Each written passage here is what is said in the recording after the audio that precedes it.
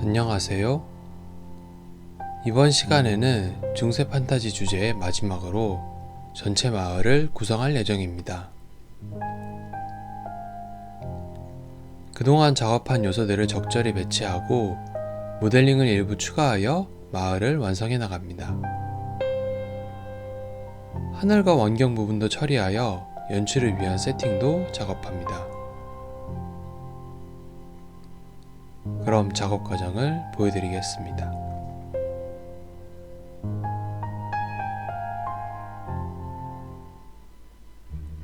가장 먼저 마을의 조닝 작업을 시작합니다. 전체 마을의 크기를 한 번에 정하는 것은 어려우므로 도로를 중심으로 조금씩 확장하겠습니다. 성벽으로 둘러싸인 중세 마을을 중앙의 도로가 관통하는 형태를 생각했습니다. 성벽과 입구는 필요한 부분만 일부 표현하기로 하였고 우선 위치를 잡았습니다. 마을의 중앙에는 광장이 있어 이를 중심으로 건물과 시장들이 형성되어 있는 모습을 상상했습니다. 대칭되는 형태를 맞추기 위해 보조선을 활용하여 작업합니다. 모서리는 살짝 잘라내어 주었습니다.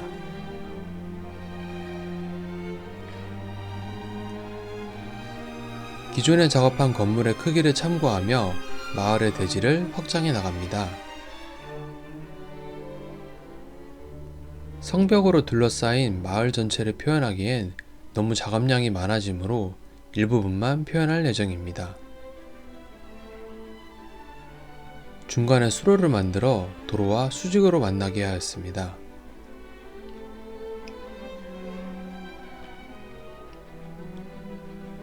그 뒤로는 성벽의 반대편이 있도록 배치하겠습니다. 구획한 공간에 임시로 색을 적용하여 주겠습니다. 먼저 공간을 구획하고 크기를 조정한 다음에 나중에 다른 텍스처로 바꿀 예정입니다.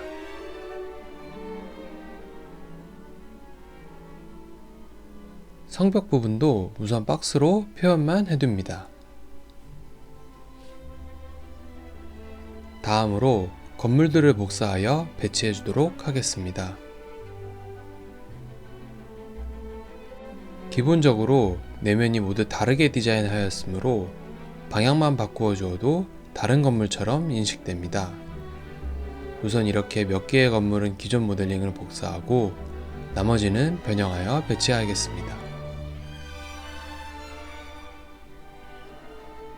건물들을 살짝 여유롭게 배치해 주었습니다. 배치하는 차임새를 토대로 대지 라인을 조금씩 수정합니다.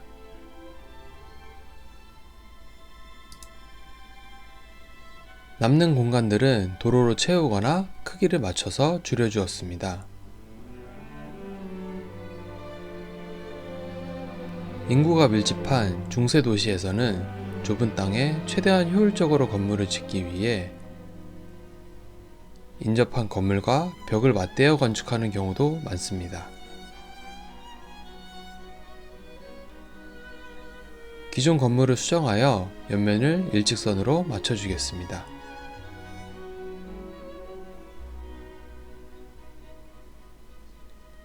그룹으로 작업한 각 요소들을 조금씩 늘려서 돌출시킵니다.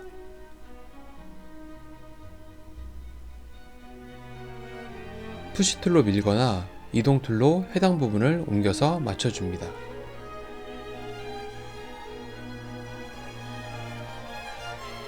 세부 부재들은 추가하여 연장된 부분에 복사합니다.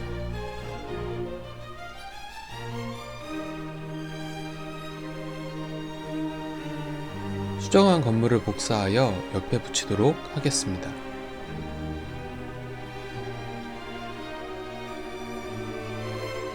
같은 면이 붙으면 단조로워 보이므로 복사한 객체는 다른 인면이 보이도록 대칭 이동하였습니다.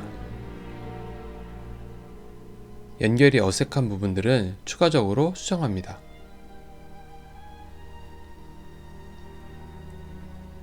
이어서 다른 건물들도 형태를 조금씩 수정합니다.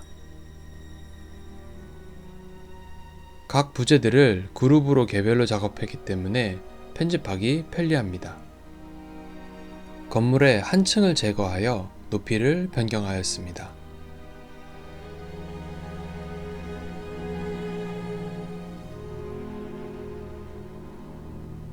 구획한 각 대지에 건물들을 배치 완료하였습니다.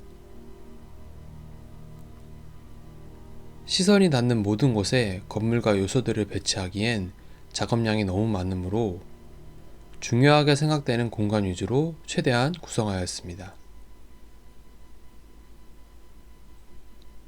다음으로 성벽과 출입문 부분을 제작합니다. 중앙에 아치 형태로 문이 뚫려 있고 양쪽으로 성벽이 대칭으로 되어 있는 형태입니다.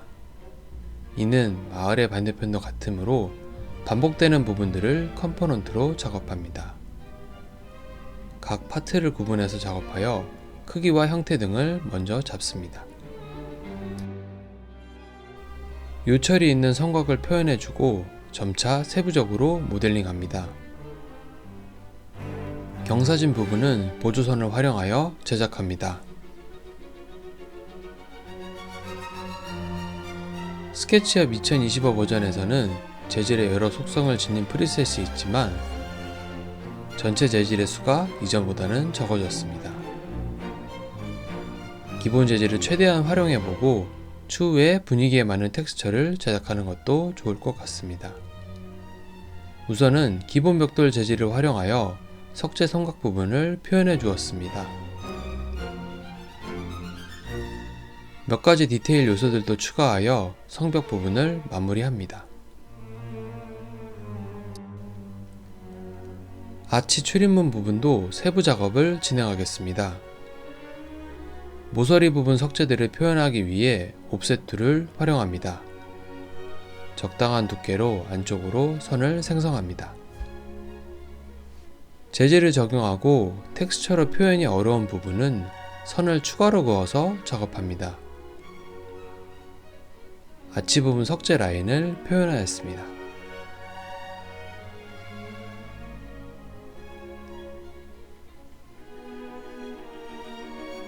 상부의 구조물도 건물을 제작했던 스타일과 비슷하게 꾸며 나갑니다. 수직, 수평 부재와 대각선의 작은 부재들을 복사해서 붙여 넣었습니다. 그리고 구조적으로 떠받는 목재 부재를 추가로 제작합니다. 입구 부분 모델링을 정리한 뒤 마지막으로 창살문을 제작합니다.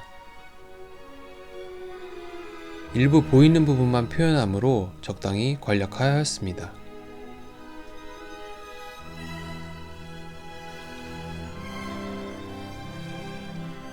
전체 형태를 확인하고 성문을 완성합니다.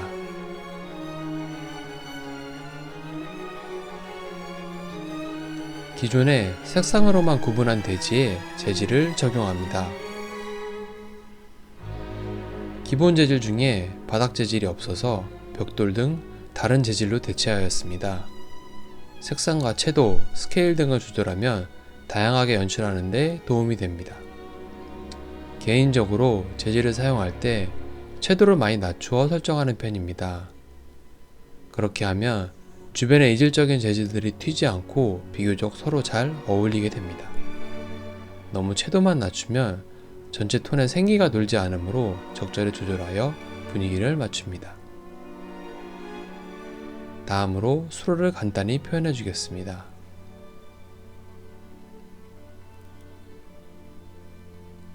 세부적인 디테일 없이 공간만 먼저 구현하였습니다. 각 재질이 만나는 경계는 딱 잘라지듯 선 하나로 처리하지 않고 살짝 두께를 주어 처리합니다. 엄청 디테일한 표현을 하지 않아도 이런 식으로 적당히 완성도를 높일 수 있습니다. 다음으로 광장의 중앙에 분수대를 제작하겠습니다. 정사각형을 중앙에 배치하고 이를 토대로 형태를 만들었습니다. 4개의 면이 같은 형태이므로 한쪽을 만들고 회전 및 복사하여 진행합니다. 먼저 반원을 스케일로 조정하여 모양을 만들어줍니다. 그리고 중앙을 기준점으로 회전 툴을 사용합니다. 컨트롤 키를 눌러서 복사를 활성화하고 곱하기 개수를 입력하여 일괄적으로 배치합니다. 이런 방식으로 기준 단면을 만들고 돌출시켜서 형태를 만듭니다. 분수대의 장식 형태는 비교적 단순하게 처리하여 입체감만 느껴지도록 만들었습니다. 형태가 단순하더라도 재질 텍스처 표현 덕분에 어느 정도 보완이 되는 것 같습니다. 스케치업 2025 버전에서 포토리얼 머테리얼이라는 보기 속성이 추가되어 반사와 환경 맵 등 좀 더 사실적인 표현이 가능해졌습니다.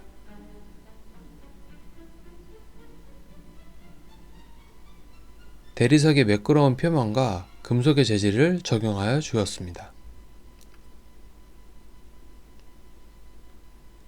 기본 금속 재질은 반사 표현이 너무 강하여 속성값을 일부 조정하여 주었습니다.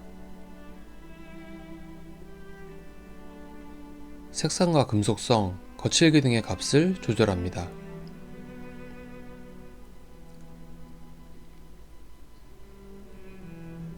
분수대 옆면 장식도 제작한 뒤 같은 금속 재질을 적용하였습니다. 선이 많을수록 뭉쳐서 지저분해 보이므로 중간중간 숨기거나 매끄럽게 처리합니다.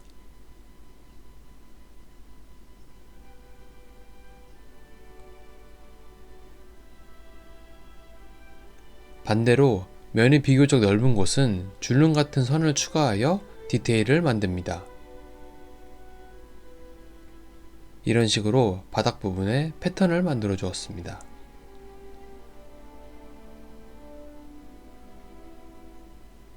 다음으로 이전에 제작한 도시 구성 요소들을 배치합니다. 가로등, 벤치, 갑판대와 잡동사니들을 이리저리 옮겨가며 자연스럽게 보이도록 하였습니다. 다음으로 그림자 표현과 하늘 환경맵 이미지를 작업합니다. 환경맵 이미지 중에서 하늘만 표현된 것을 적용해 주었습니다. 태양의 위치가 살짝 석양이 짓는 곳에 위치하고 전체 톤을 바꿔줍니다. 적절히 밝기 값을 조절하여 원하는 분위기를 만들도록 변경합니다.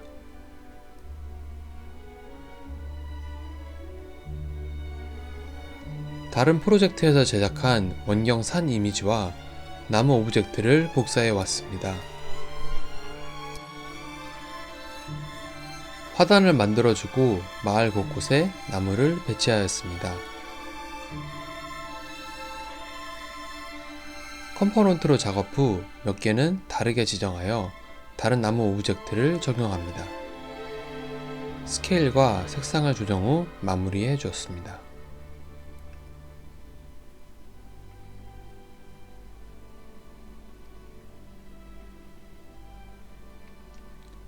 이렇게 하여 중세 판타지 마을 프로젝트를 완성하였습니다.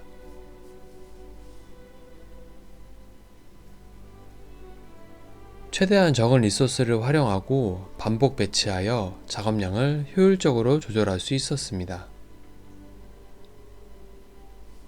그동안 보여드린 스케치업 작업 과정이 여러분들께 조금이나마 도움이 되셨길 바랍니다. 감사합니다.